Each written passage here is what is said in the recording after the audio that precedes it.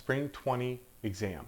The Spring 20 exam is now, the whole exam process has changed. So now they're going to be yearly. They used to be every release. And it varies based on the certifications you've got on when you're going to take that exam. Already the architect exams were already yearly. But now they've kind of extended that to all the other examinations, just to make sure that people are up to date on the product and what are the latest items that have come out for the product. So I can imagine there'll be a few more changes coming out, but for now we're going to be doing the Salesforce Spring 20 Administrator exam. So I want to cover at a high level the few items here, and then we're going to jump into actually creating the things for the second part of it. There's actually two parts. There's this first part, learn what's new in Spring 20, and then get hands-on with permission set groups. So these are some pretty exciting things. Let me show you. So the first one is create a URL or custom button to navigate to a record page with default field values.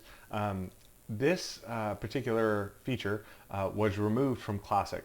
There were some reasons for it. There's a potential for some security issues. And they've reintroduced it with Lightning. And of course, they've taken care of all the security issues or potential security issues. And now you're able to actually now create a link from a custom button to a URL or to another page. It's great, like to a Visualforce page.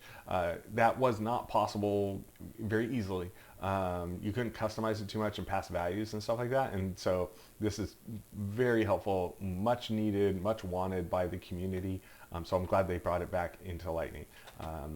Let's see, the next one, assign tasks to a queue to work more efficiently. So tasks could previously be assigned to a person, and now we're able to actually assign it to a queue so that a group of people could work on tasks. Next one, improve your Lightning pages with guidance for App Builder. In this particular update, they basically have something that's like for the Lightning readiness. So you basically it will scan your org and it will find whether your apps are good and where you need to make improvements. The next one is really good if you are any kind of like government or compliance issues or anything like that, deal with PII data, HIPAA. So they've added the ability to mask data. So you install this package, and when you install the package, you can, in your production org, you can designate fields that when you create a new sandbox, it will actually mask that data. So that's really, really helpful. If you have like anyone doing integration work or any kind of app building, but you want to make sure that they're working with data that is similar to the data that's in your production org, but of course masked, this is a great feature, and along with the compliance items. The next one, combine duplicate cases with case merge. So this one, it's okay. There's still some work to be done there, and if you want anything really custom, you'll have to customize it. But it does have the ability to actually merge cases. It doesn't do like the full of all the related records, but it's pretty good. And then the next one is clone opportunities or campaigns along with their related records.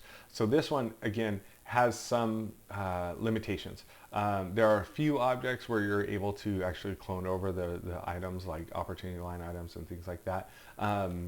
But there are a lot of other ones, like if you have any custom objects or anything, those don't show up. So the whole deep clone, as we call it, is still not possible with the out of the box, but it's much better than it used to be. So that's a good thing.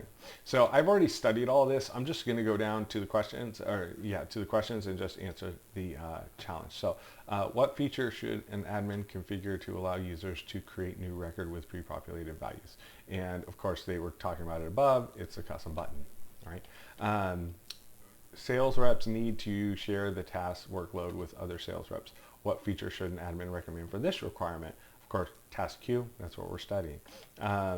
Service reps are experiencing low performance on Lightning page loading. Where should an admin review suggestions to address that issue? And of course, this would be the review tips on the Lightning App Builder. It's part of the release. An admin is providing a sandbox for service reps to train on Service Console. What should an admin use to obstruct sensitive data when creating the sandbox? And of course, you'd use that Data Mask package that I talked about. Where are merged cases accessed when Case merge settings are enabled with keep duplicate cases after merging, and this would be, I believe, on the merge cases related list. And then the last one, what feature should an admin enable to allow users to duplicate a campaign with all its member statuses? And of course, this would be clone with related action. So let's see how we did. Yay! All right, so now we're going on to the next one. And so get hands-on with the permission set groups. And so for this, it's a hands-on activity. You know that because it's 500 points. So I'm going to go right down to the activity. I've already studied it and know all about permission sets.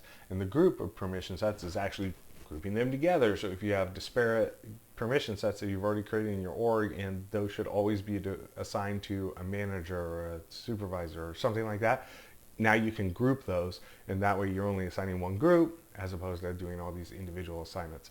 I could see some benefit here for maybe Active Directory integration or things like that, where you need to assign maybe a group in Active Directory to a specific set of permissions within Salesforce. This could be very beneficial. So let's go on to the build. And so we're going to, I had to create a trailhead org. This feature did not show up in my personal org. So I did have to create a trailhead org. You may have to do the same.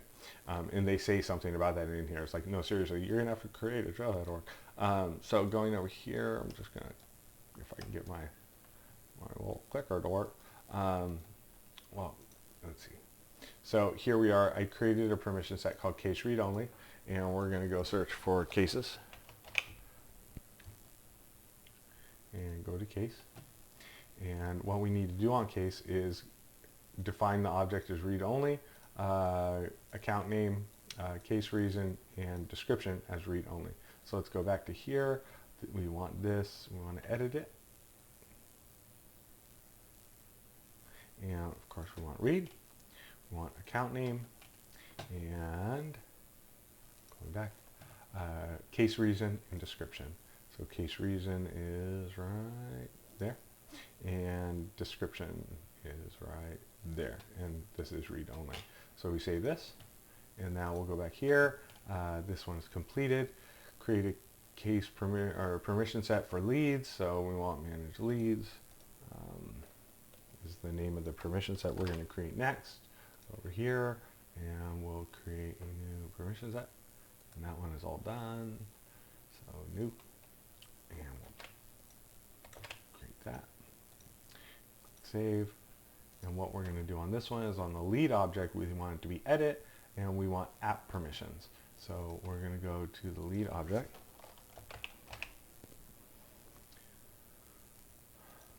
and we want this edit. And when you click edit, other checkboxes will check automatically. So you see read only checks as well. They are evaluated individually, and that's why the other checkboxes check. Anyway, now we need to go to the app permissions. So these are not on the object, but these app permissions here for convert leads and transfer leads are in the administrative settings, and you'll see we're going to go see the app permissions. So I'm going to go over here, click this, and over here it's right there, and this is under the sales part. So it's important to note where you are, because sometimes there's a list so long that it's hard to find it. So here's convert leads, and then I believe the other one was transfer leads, which is here. And you can do the little icon here, or the I for information, and it tells you good stuff. So click save, and click save. Yay! Okay. And now what we want to do is we want to create a permission set group. And so we're going to go to the permission set groups, which is now available under users. And I've seen it on some client orgs where that's available already. Let's see if they want a description. They do not.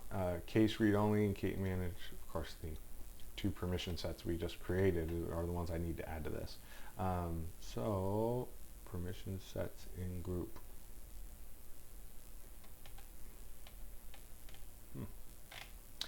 So permission sets in group, and we'll click add a permission set, and of course we're going to add Manage leads, case read only, click save, click add, click done, and we're good to go. That's it. Now I'm going to check the challenge, and whatever you have highlighted here, you'll see I have a lot of orgs. You'll click here, and whatever org you did it in, click the button, and it'll say huzzah or woohoo, I think is what it says. And then ticker top stuff starts dropping down. It's doing its thing. You can see it's doing its thing down here. Yay, woohoo, got a shiny new badge. And I'm pretty sure I like this new little thing. I mean, I could see uses for this. Rare, but anyway, good for gamification, as they've done. So let's see. I think that just about covers everything. Maintaining my certifications, and of course I'll get an email that says, hey, you renewed your certification, good job. Oh, I also need to do CPQ specialist. So that will be a separate training. So anyway, thank you for joining me. That's Administrator Spring 20, and I hope you have a great day. Talk to you.